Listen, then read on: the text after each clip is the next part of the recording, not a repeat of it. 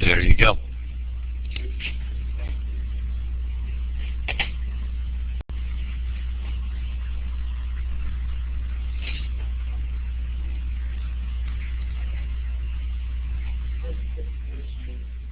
Okay, we are starting on lesson 11 today. That's our last lesson. And we still have 4 weeks to go, and then finals. So there's more to talk about, but this is the last lesson that's going to have a programming assignment associated with it, basically. So we're talking about two-dimensional arrays. So sometimes you can probably imagine that it's more convenient to store data in a two-dimensional structure instead of a one-dimensional structure. You can imagine. Anybody have a example you can throw out there where you store something in a two-dimensional structure? Oh, I see, the calendar assignment. If you were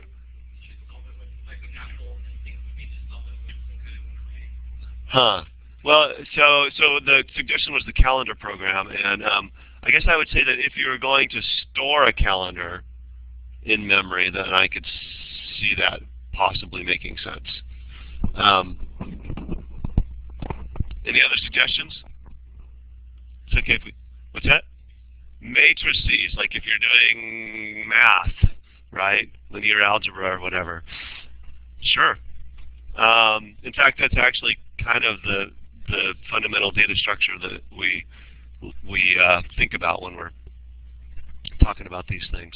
So I guess to me the most natural example that everyone's probably used is a spreadsheet, right? In a spreadsheet, you're dealing with two-dimensional data, right? For teachers, the thing that probably comes to mind quickest is your grade book, right? Because you've got a list of names down the left column, and you've got a list of assignments across the top, and so that's your data is being stored in a two-dimensional structure. Okay, so that's all we're doing here is we're saying, okay, a lot of times we store data in 2 dimensions like this. How are we going to do that? Is there a convenient way to do that? And the answer is, yeah, we're gonna use a two-dimensional array. So as an example, I'm going to use the gradebook example. I'm going to store all the scores for students in a class with the students along the left side of the table and a list of assignments and exams along the top of the table. Sorry, what's this thing called? Headset. My headset is driving me crazy this morning for some reason. So I'm going to just keep it simple and do a very small example. So we'll have 5 students and 15 assignments.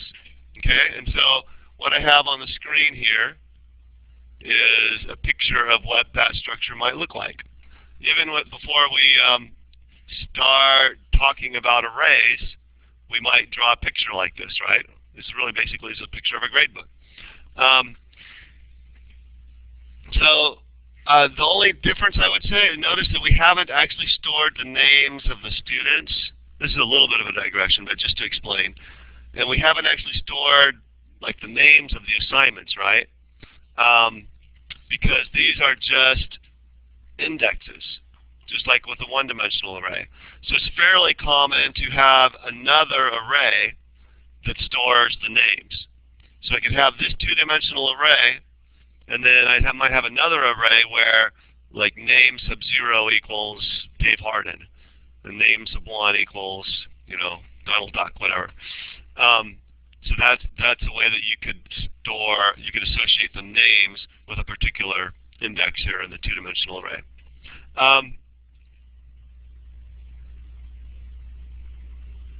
Okay, so let's say that we want to indicate that student 0 scored 90 points on assignment 7. That would be this box right here, right? Does that make sense? Assignment, I said assignment Student 0, assignment 7. That's right here. Right? Oh, well, okay, so it depends on how I'm counting assignments, right? I'm counting assignments from 0. So the assignment, when I say assignment, so I'm going to have assignment 0 and assignment 1 and assignment 2 and assignment like that. I understand why that was unclear, but let's just use that approach. So right there is where I would want to put the 90, right? So here's how I would say that. Scores, because scores is the name of the array, sub 0, 7 gets 90. Okay. So the first subscript here is the row, and the second subscript here is the column. Any questions so far? Okay. So let me just show you the picture of that. I think it's fairly obvious, but there you have it. So in most cases, it works best to think of a two-dimensional array in the way that I've just described it. Okay. The truth is, sort of behind the scenes, that what we really have here is simply an array of arrays. Does that make sense? So I've declared a one-dimensional array with 5 elements. Okay. Still looking at this picture, I've declared a one-dimensional array with 5 elements. Each of those 5 elements is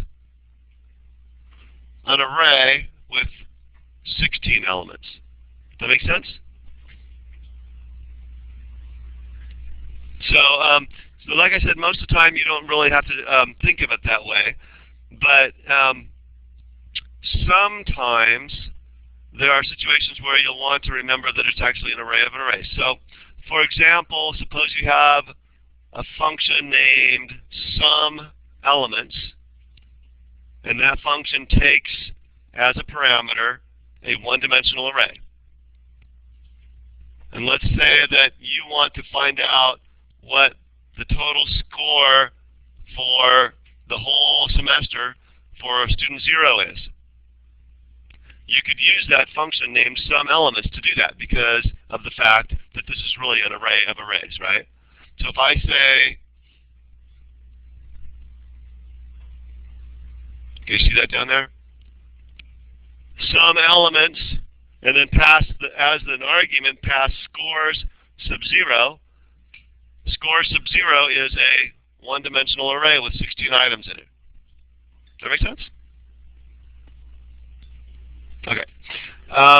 When I ask if it makes sense and no one says anything, I'm left to figure out, is it so easy that no one even thinks it's like necessary to say yes, or is it so hard that no one gets it? So I'm going to assume the former unless someone stops me. All right. So basically, that's all there is to know about two-dimensional arrays. And the one other thing that we need to talk, just like when I introduced one-dimensional arrays, the only other thing we need to talk about is just briefly about how it works when you pass them as arguments. Okay. But basically, I'm going to tell you how that works, and then we're going to spend the rest of the lesson just doing an example, kind of a more, probably the most extended example that we've done this semester.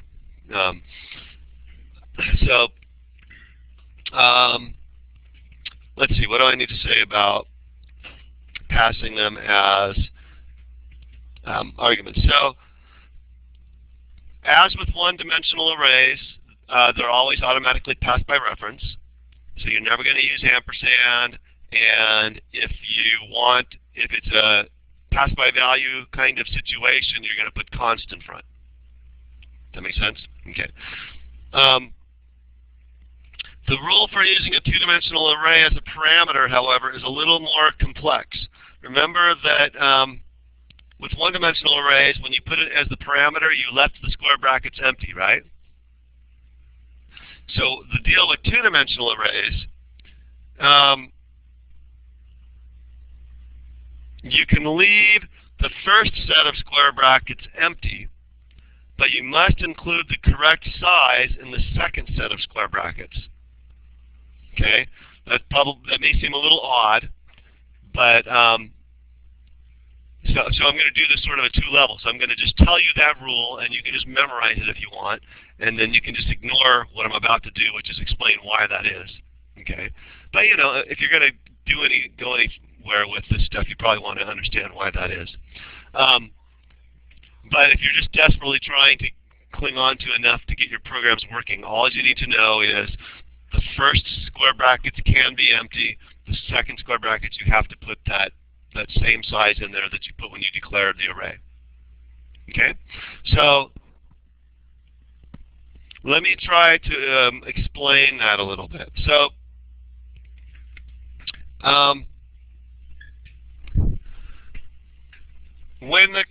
with a one-dimensional array, oh, go ahead. Oh, that's a good question. So actually, with both one-dimensional arrays and two-dimensional arrays, you can put the number in there if you want. The compiler ignores whatever you put in there. Okay. So if it's easier for you to remember just to always put the size of the array in the brackets, you can do that. I guess I would say you might get laughed at, but you could do that. Does that make sense? Okay. So with a one-dimensional array, a function can figure out where a particular element in the one-dimensional array is stored without knowing how big the array is, right? So if I say list sub 7, what the function does is it goes to the memory location where list starts and then adds 7 to that memory location to find the memory location where list sub 7 is. So say that again. Okay. If I'm a function and I need to find list sub 7, all I do to find list sub 7 is instead of looking up whatever stored at memory address list sub 0, I add 7 memory locations to that. Am I saying that badly? Right now I'm just starting with one-dimensional arrays. Okay, so with one-dimensional arrays, so let me try this another way, okay? You can think of the name of the array as actually just the memory address of the first element in the array. Okay, so if I say list sub 0, the function is going to just go to the memory location list and find whatever's stored there. If I say list sub 1, the function knows, okay, we'll go to the memory location the list is referring to and add 1, move over 1. If I say list sub 13, the function knows, go to the memory location that list is referring to and then move down 13 to find the item stored at list sub 13. Okay?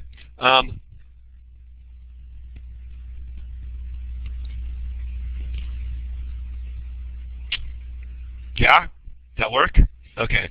I'm trying to decide whether I should stop and draw a picture and stuff, but I think we're okay. So let's think about two-dimensional arrays now. Now remember that a computer's memory isn't actually two-dimensional like this; it's one-dimensional. So how is this two-dimensional array going to get stored in the computer's memory? Yeah, exactly. So it's going to be the first row, and then the second row is going to be after that, and then the third row is going to be after that, and so on. Okay? So in order to find items that are, say, in this row, row 1, I have to know how long each row is. Does that make sense? So if I say, okay, tell me what's in scores sub 1, 5. Okay? Yeah, right now. Junk. But if I'm a function and I need to know what's in location scores sub 1, 5, how am I going to get there? Well, right.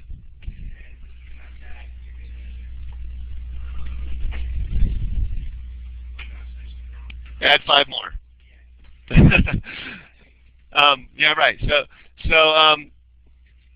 basically, the function's going to have to know. The function knows it's got to move over one row, right? But in order to move over one row, it has to know how long the row is. Okay. So in other words, in this case, if I wanted to know scores sub 7, what I would do is go to scores and then move over 2 times 15 plus 7. That make sense? Yeah. 2 times 15 plus 7. 2 times 15 because I got to skip over 2 rows, and then 7 more because that's the column. Okay? All right, I'm going to stop there.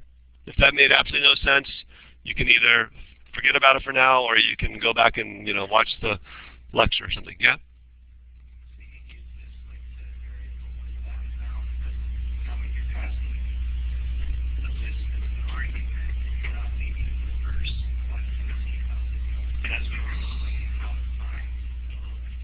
So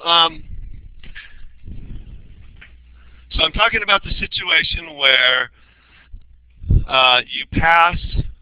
Let me see if no, I don't really. Here, let me.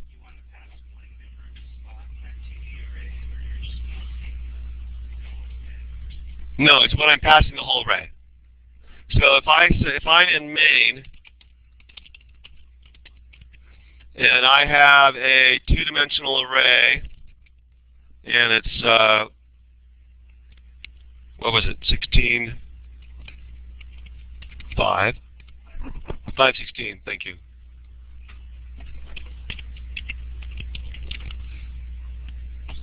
Okay, so that's the declaration statement to create the array that I was showing you a picture of.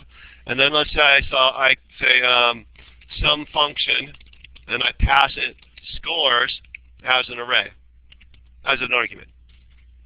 Okay, so down here I've got void some function int scores, and I'm putting I'm leaving the first brackets blank, and I'm putting 16. Actually, we were using 15 a minute ago, but it's actually supposed to be 16. 16 in the second brackets, okay? And then let's say I do scores sub 3, no, let's do 2, 7 gets 19. 19. Whoa. Not that it really matters, but okay? So the question is, how does this function know where scores sub 2, 7 is? And what it does is it says, okay, go to the beginning of the scores array, and then move over 2 times 16 plus 7 elements. That's how many elements it has to move over to get to scores sub 2, 7. In order to do that calculation, it has to know that there are 16 elements in each row. Yeah, I should have just done that the first time. Yeah.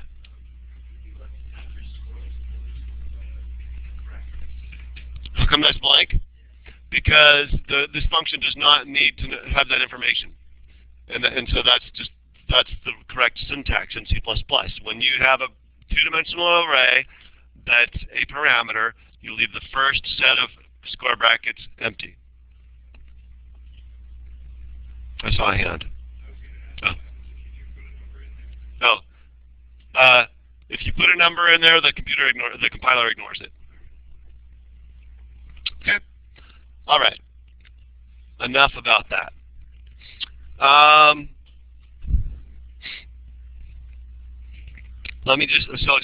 just repeat myself one more time. Okay. All of that stuff we just talked about, if you can't get your brain around it, doesn't matter, right? Just got to remember, 2-dimensional array, first set of square brackets, empty, second set of square brackets, got to put the number in there.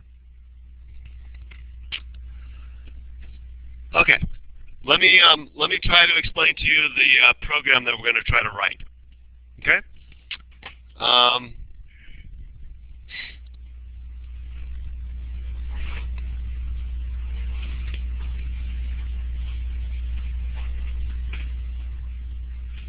Okay, oops, I don't want to show you that quite yet, do I? Yeah, I'll show you this. Hold on.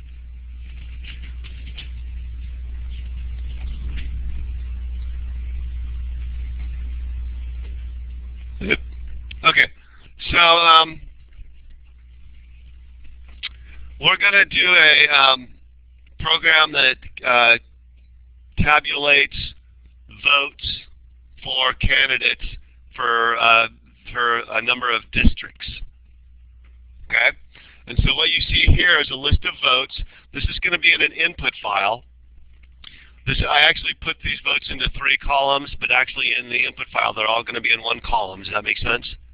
So each pair represents 1 vote. So this represents, let me make sure I have the order right.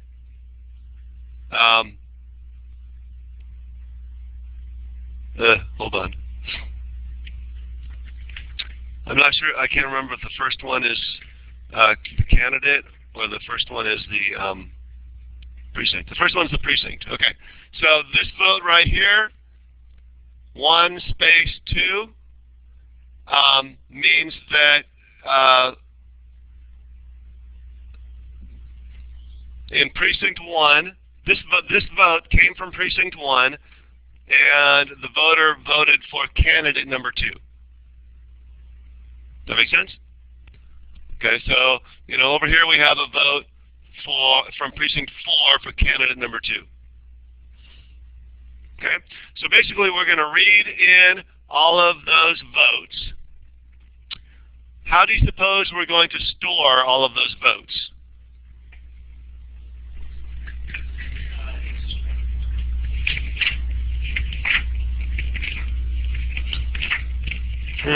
Interesting. I would think that I would have a picture of that. Well, so let's, maybe I can just use it's going to be,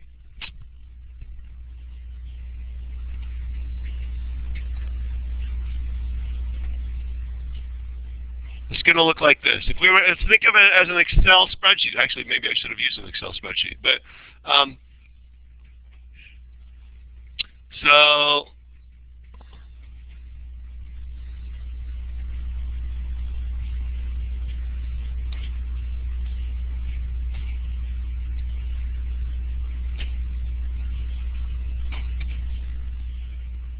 okay, so we're going to store these in a 2-dimensional array. Up along the top, we're going to have candidates. Is that the way I want to do it? Hold on. I'm getting my candidates and precincts mixed up. Precincts are going to be the rows. So candidates are up here. And over here we're going to have precincts.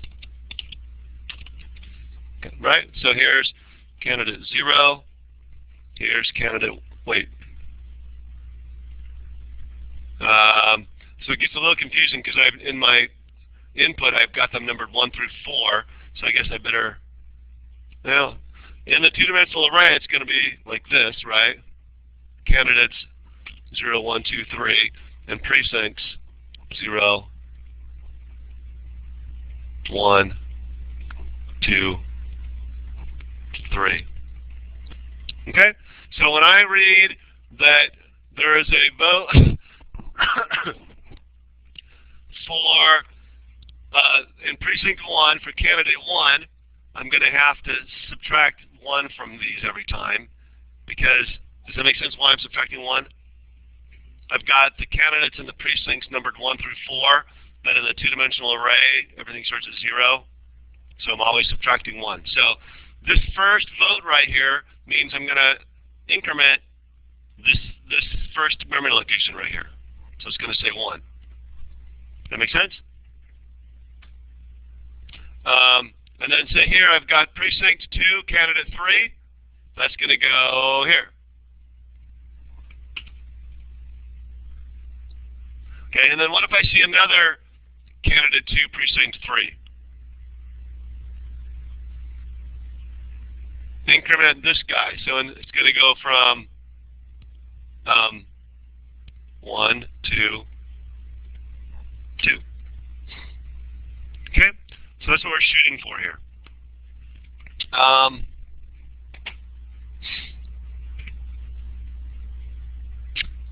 so that's how we're going to store the votes. When we're done storing the votes, we're going to print sort of a report.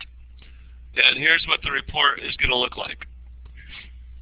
All right, so our program starts by asking the user to enter the names of the candidates. Okay, and then it's going to produce a report which it writes to an output file, and it's going to look like this.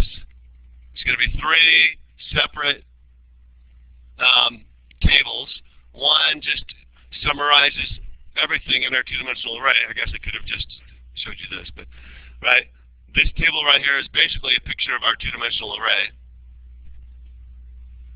Okay, this tells how many votes from each precinct for each candidate, and then I total up the votes for each candidate, and then I total up the votes for each precinct.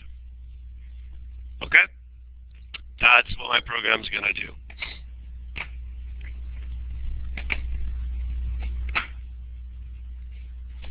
All right, so here we go.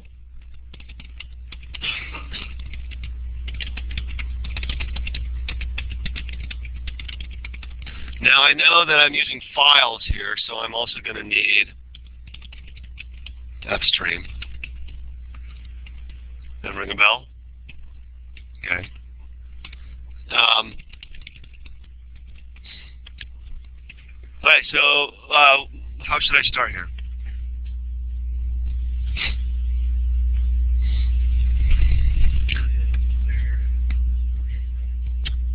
Okay. Yeah, so I guess the place you usually start in a situation like this is by, you know you're going to have this two-dimensional array that everything in your program is based on, so let's get the two-dimensional array going. And in order to get the two-dimensional array going, we need to know the size of the two-dimensional array, right? So let me start by, I think it actually, the way my brain works anyway, it makes more sense to declare the two-dimensional array first, and then I can always go back up and create the constants that I need. So I'm going to call this thing votes, and what's going to go in the first square brackets?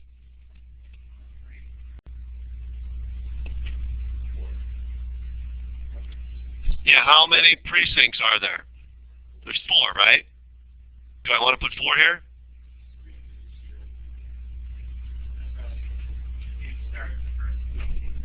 Right. Okay. So the precincts are going to be numbered 0 through 3, right? So what goes in the square brackets? 4.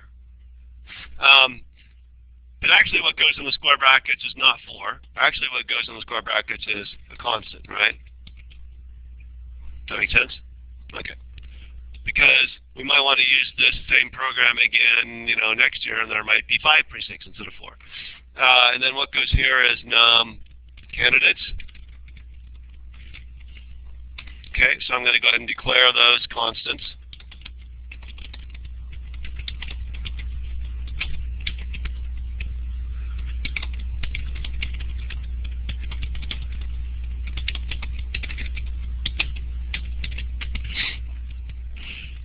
Okay. Can anyone think of any other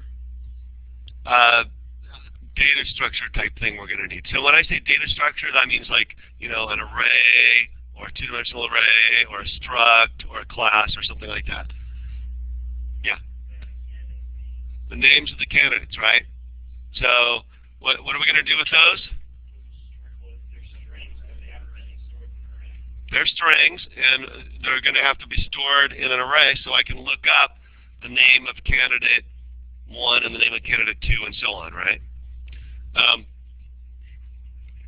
So I have an array of strings. And how many strings are there going to be? Num candidates, right? Okay? So then let's write the rest of our main function using our excellent stepwise refinement skills. What do you think our first main task will be? Good.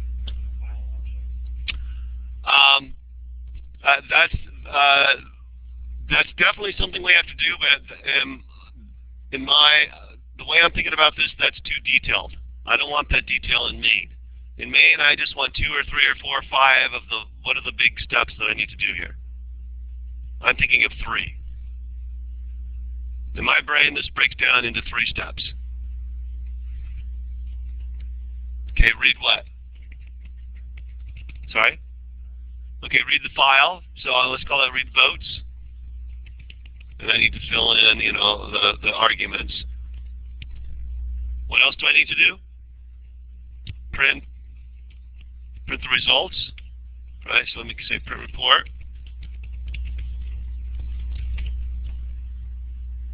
Okay, there's one other thing that we haven't done here. You may go ahead. Well, when we read the votes, we're depends on what you mean by tabulate again. So, yeah. As you read the votes, you're incrementing each thing in the 2-dimensional array. So that's inside read votes. And then when we print the report, we're going to be doing some summing up. But in my mind, I'm going to make that part of print report. Okay. So if I were to go back and start over again and explain to you how this program works, you would probably recognize what it is we're still missing here. Remember, there was one other thing we had to do before. Yeah, we had to, remember? There's nothing in here where we're asking the user to enter the names. So let's do that. Read names. Make sense so far? Okay. So, what's the argument here going to be? Just the names. What's the argument here going to be? Just the votes. And then to print the report, I'm going to need votes and the names, right? I'm going to actually put names first. Names and votes. That make sense? All right.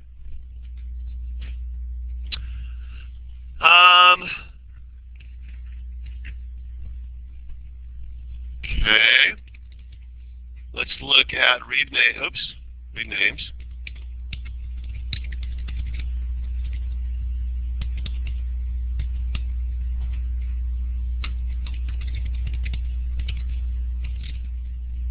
Does that look right? Okay. How are we going to read the names?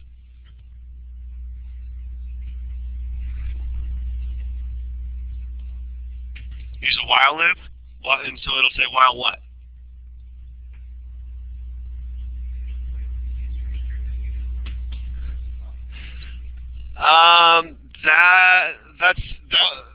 That's a good instinct. However, in this case, the specification says that we already know how many candidates there are, right? So we know how many times this loop is going to iterate, right? So what should we use?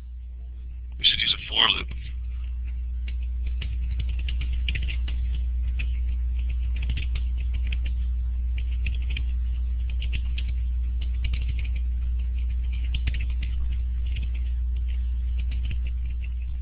So what are we going to do inside?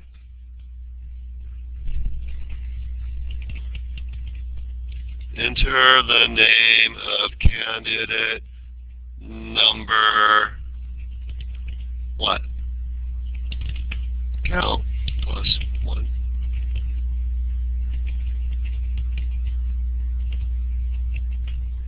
That make sense?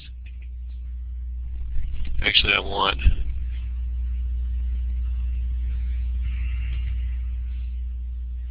okay, and then how am I going to read that name? Because I see it in what? I don't want to say C and count, right? That's just an int.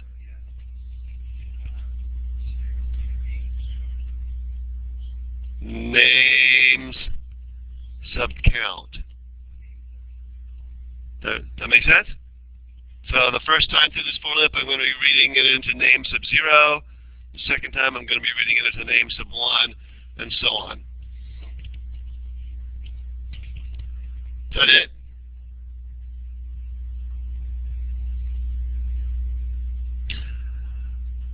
pretty much that's it. There's just one little detail that I'm a little worried about. Will this work if the name of the candidate is Dave Harden?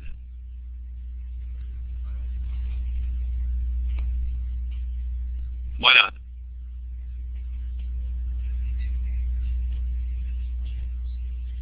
Right. So you're all right. Let me try to explain it this way, okay? I mean, you all instinctively know what it is.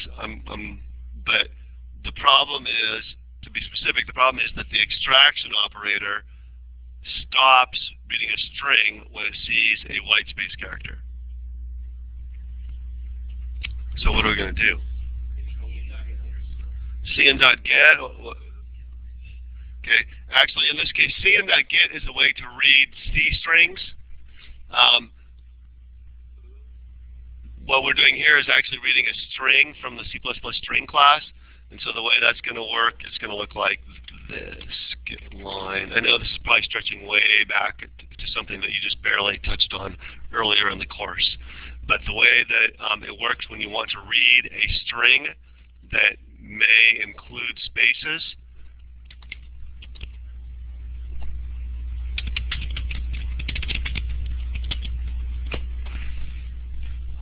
okay? And you actually can, well, let me ask you this way. How do we want the getLine function to know when it's reached the end of the string?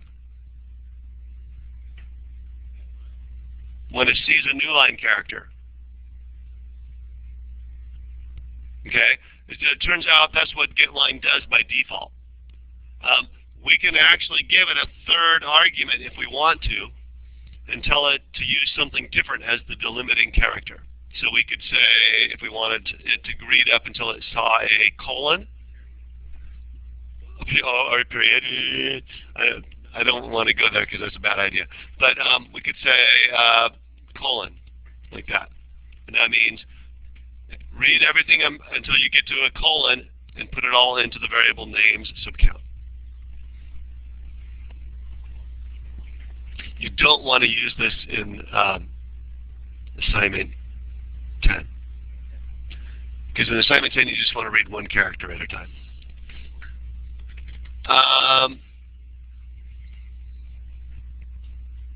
All right, I think we're done with the read names function. Moving along. Let's look at read votes.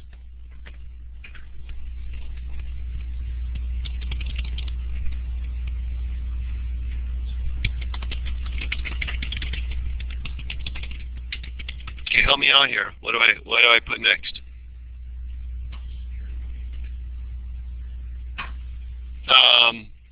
So the read votes only has one argument, votes, right? So when I do my parameter, it's in votes and then what? Brackets empty, and then brackets num candidates, because that's what went in the second. Or another way of saying it is because that's how many elements each row has, right? Okay. What do I have to do to read the votes? Now you can get into the details with me. What's the very first thing I'm going to have to do? Open a file.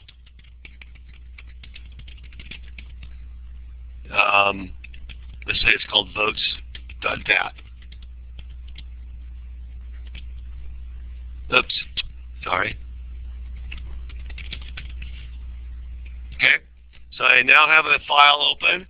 I should probably have some way of checking to make sure it opens successfully. There are different ways to do this. Personally, I like, this one seems the most inobtrusive because you don't have to use like an if statement or something. Just assert in file. Have you seen, I guess maybe I haven't shown you that before, but that just basically what that does is if you put a logical expression inside here, and if the logical expression you put inside there is false, your program stops and you get an error message saying that this assertion failed. So in other words, don't keep going unless this is true. Yeah.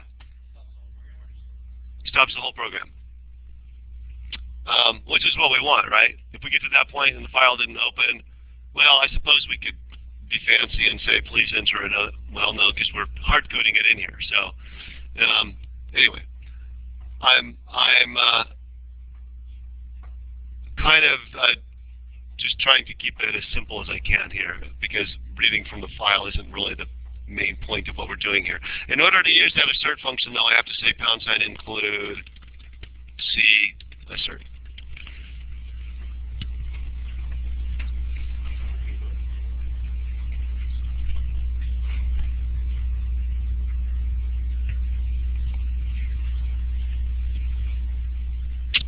Okay.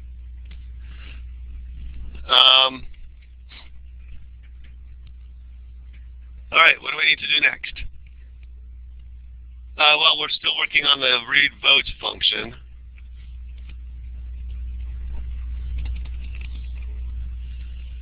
So somehow we need to go through the whole file, read one vote at a time, and increment the correct element of our two-dimensional array, right? Yes, our array needs to start off with everything equal to 0, right? So, as it turns out, I could do that very easily right here, right? I could say equals like that, and I'd be done.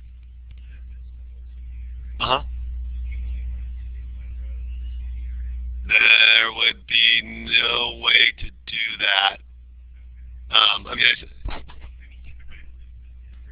Right, of course. Right, there's no quick way to do that. But you know what I'm going to do? You may hate me for this, but I'm going to pretend that we can't do that, and I'm going to do it manually. So, because it's an excellent example of processing a two-dimensional array. So, and I'm going to make it a separate function. So I'm going to say init votes.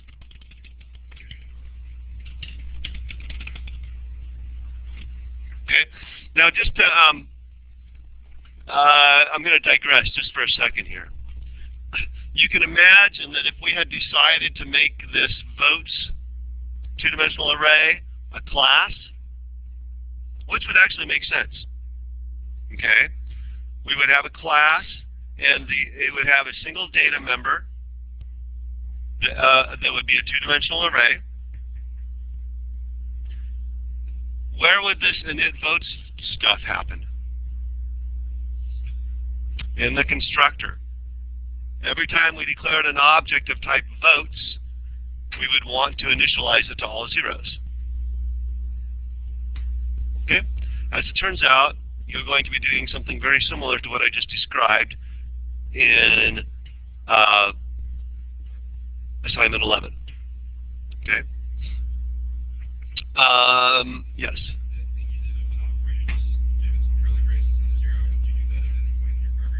No, that's only when it's declared.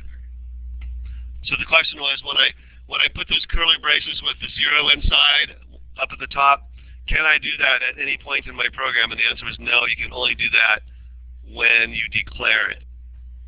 Okay? As it turns out, I'm going to continue digressing here for a minute. In the C++, C++ makes a distinction between assignment and initialization, sort of a technical distinction. Whenever you use the assignment operator in the same line where you're declaring something, C++ doesn't think of that as the assignment operator. You're initializing. And so you can do different things. Okay? And if you go on to take the next class, you're going to you're going to deal with that pretty quickly, because you're going to be never mind. But it's going to come into play. That distinction between initializing and assigning. Okay, so we're going to init votes. Now I'm completely done with digressing. And we're back to this. So we have a votes array, a two-dimensional array that's all zeros. Now what?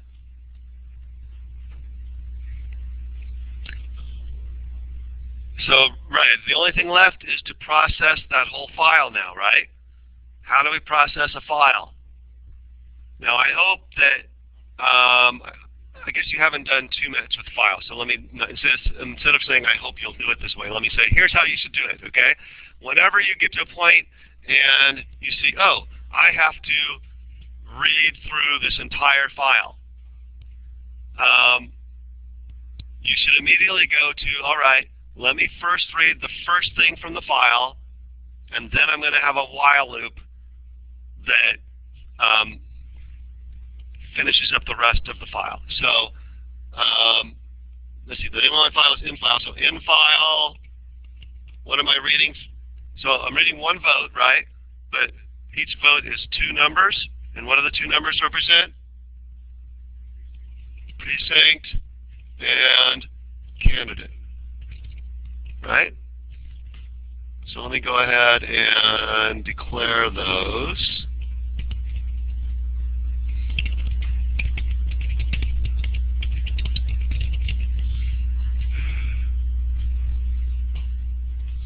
Okay, so this is very much like a special value type loop if you still remember those. Back from like if you did the theater program the right way, you use a similar pattern. You read something in, so that's called priming the loop, and then you say while in file. Sort of like in a special value type loop, it would have been while what input not equal to -1. Okay? So this is just like a standard pattern for processing a file. You're going to do exactly the same thing in assignment 11.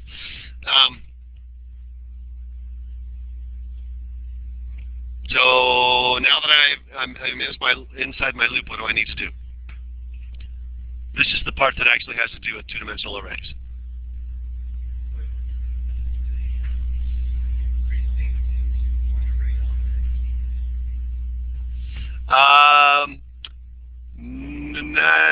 If you look, let me look back at our picture for a second, okay?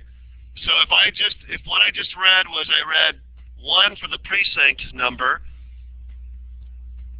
Let me do that. Let me say that again. If I read 2 for the precinct number and 3 for the candidate number, then what I want to do is increment this cell right here, right? And which cell is that? Votes sub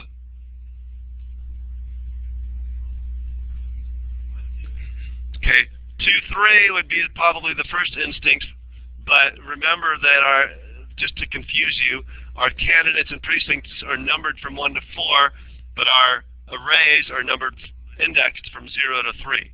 So I'm just subtracting 1 every time. So instead of votes sub 2-3 plus plus, it's going to be votes sub 1-2 plus plus. So really what I want to say is what? Votes sub what? Precinct -1, candidate -1. That make sense? Okay, and then what? Read the next vote.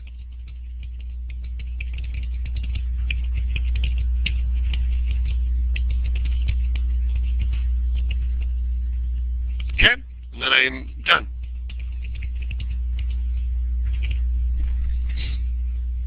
Any questions about that function?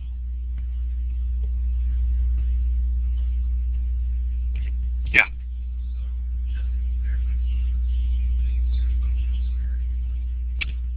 Just to make sure that the file actually got opened successfully, yeah.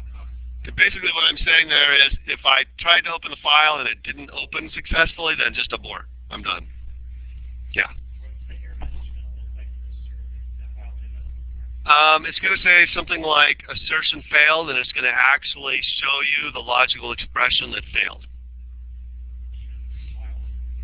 Hmm? Yeah.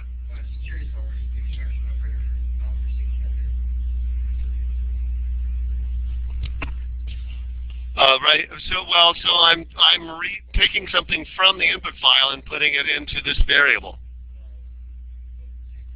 So this is input, right? So if I used the insertion operator, that would mean I was writing something to a file or to the screen.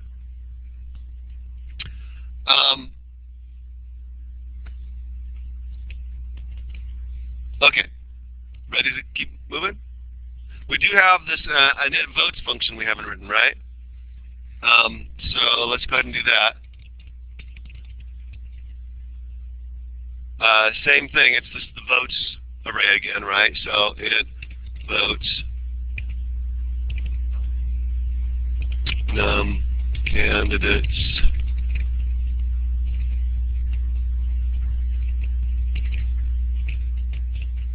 All right. So what's this going to look like?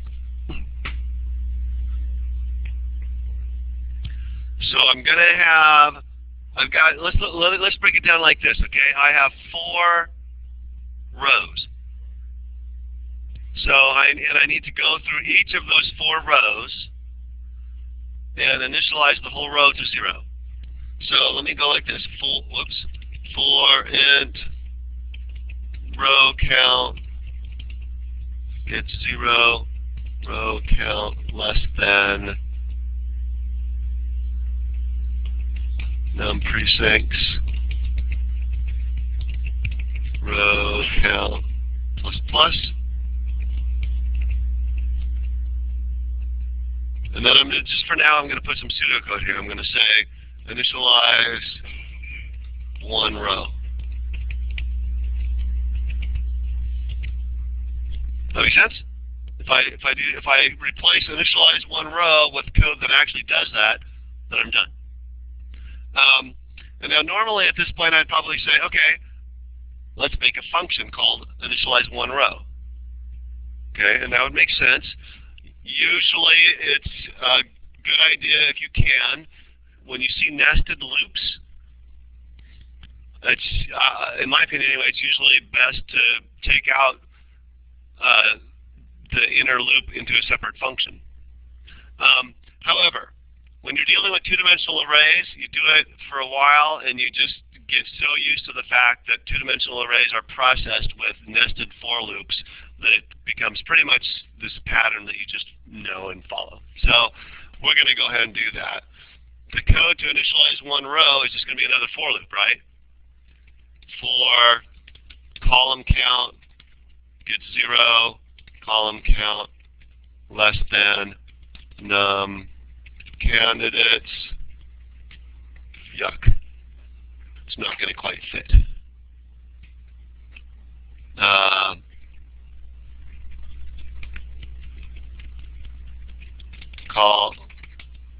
Call count plus plus.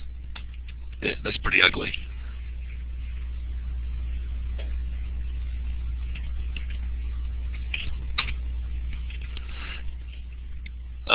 Okay, so now we're saying initialize 1 cell, right? Okay, and how do we initialize 1 cell? Votes sub row count. Row always comes first. Column count gets 0. Okay, so there's some code where you are iterating through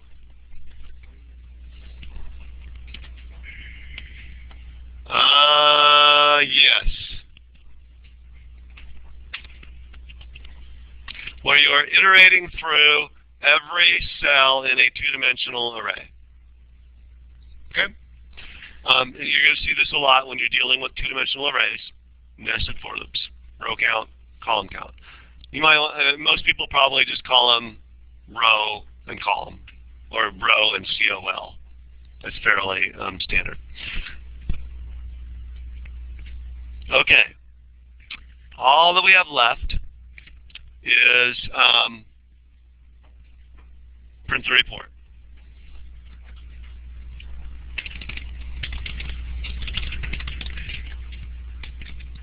Let's see, that had, if I go back up here and look at main,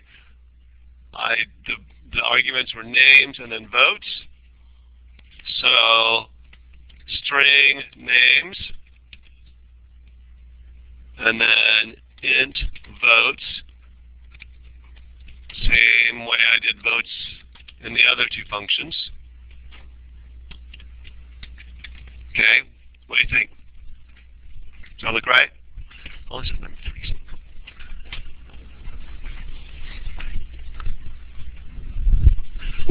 Okay, I want to actually modify this slightly, refine this slightly. And actually, the lecture notes, the lesson, the way that I have it set up right now, it actually looks exactly like this. But if I remember, I will change it because there's a better way to do this. Something that I so should this be passed by value or passed by reference? Well, it's automatically passed by reference, right? But conceptually, what we want here is passed by value, right? So the way we do that is const. Oops. That makes sense to everyone? Yeah.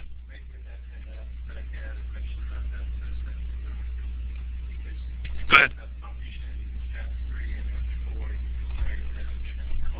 Uh-huh.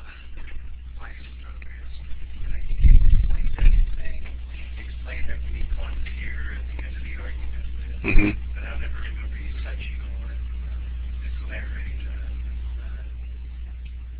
An object to be a constant. Okay, so the question is about the fractions assignment. Right, it says, well, we're talking about const, so the relationship is const. So we're going to digress for a second here, that's okay. Because the subject of const came up. In the client code for that I gave you in the fraction class, I declared F3 and F4 to be const. Really, there's really nothing new about that, right? Any variable or object, I just put the word constant in front of it when I declare it, and it becomes a constant. Okay? So that's not something new. As long as you follow the guidelines I told you about in terms of which member functions to make constant by putting the word const out at the end, and which parameters to make constant. If you follow those guidelines, then the fact that F3 and F4 happen to be consts won't matter. Okay? But if you didn't follow my guidelines, you will get a compiler error.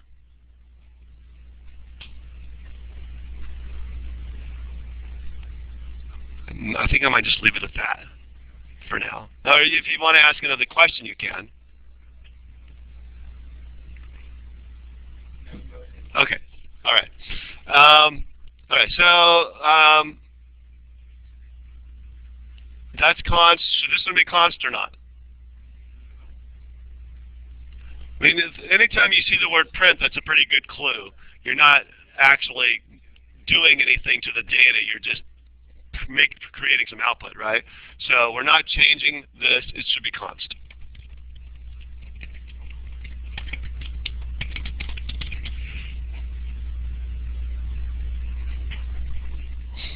Okay. So, you know, I just have to say that when I created the code for this lesson,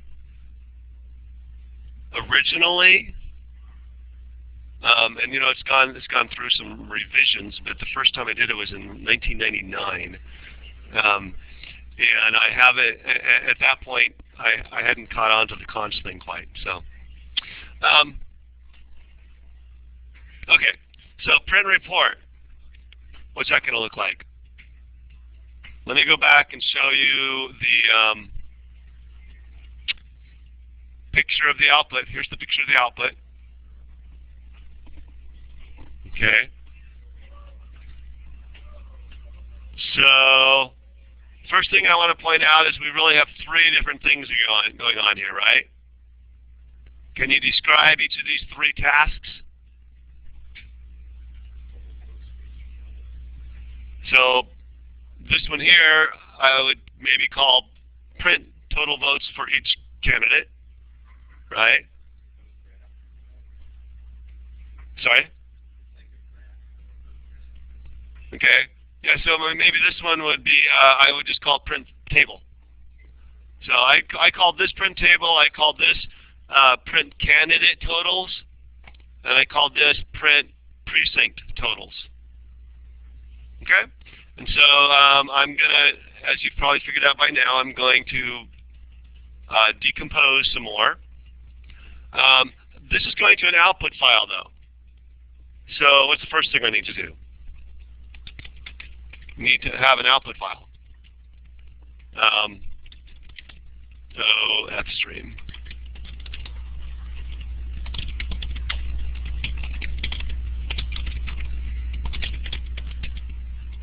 Okay, and then I'm going to say print table.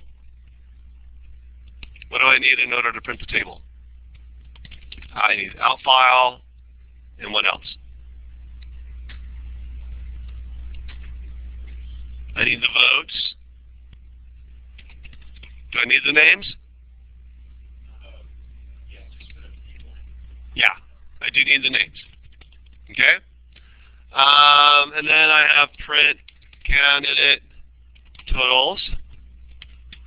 And what do I need there? I need the out file. Do I need the names?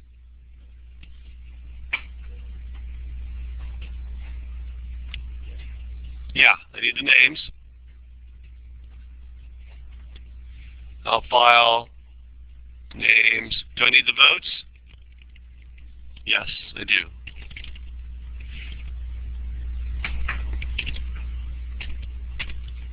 Okay, and then print precinct totals, out file, votes. And do I need the names?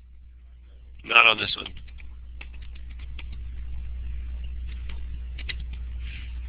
Okay. So, hold on a sec.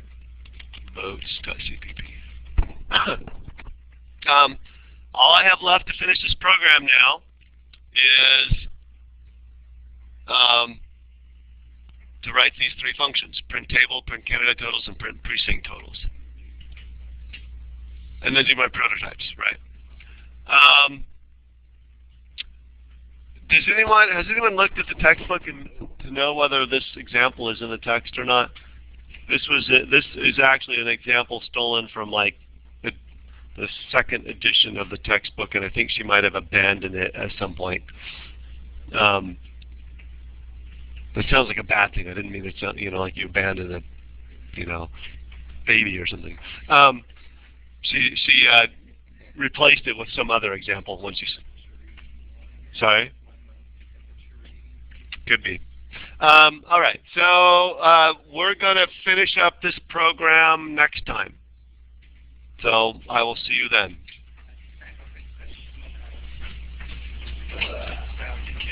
Okay.